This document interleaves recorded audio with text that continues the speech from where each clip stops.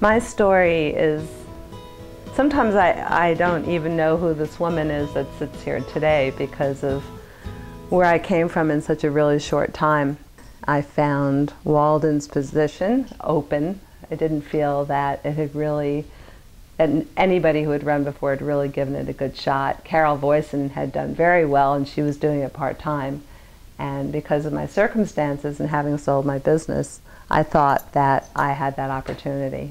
And I have to say, for the very first time in my life, this fight for justice, this absolute battle that we're in, that makes no sense that everyone wouldn't want that for themselves, that we're actually in a battle to help each other, to have to defend the fact that we want to help someone we know down the street because they had a hard time, and that we're looked at, you're crazy, why would you do that? You know, let them stand on their own 2 feet.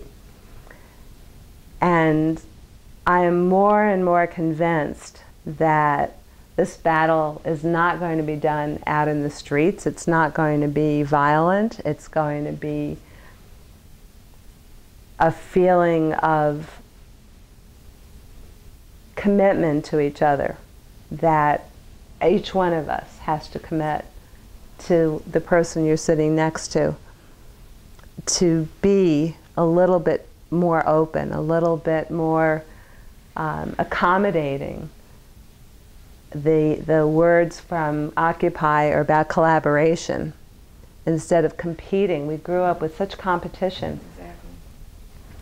And that's destroyed us. They're, you know, better than, good enough, all of those words that we grew up with, you know, not pretty enough, not handsome enough, not athletic enough, on and on and on, and separating us from each other. And that's been the message for such a long time.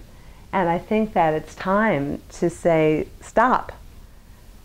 And I wake up every morning with that belief. I have moments, you know, get a little tricky in there sometimes, but it doesn't last. It doesn't last. And it's just, I see it happening. And that's what I'm asking of other people, is to believe that we can do it. We can do what feels good. And we can do it all from here, all from our hearts.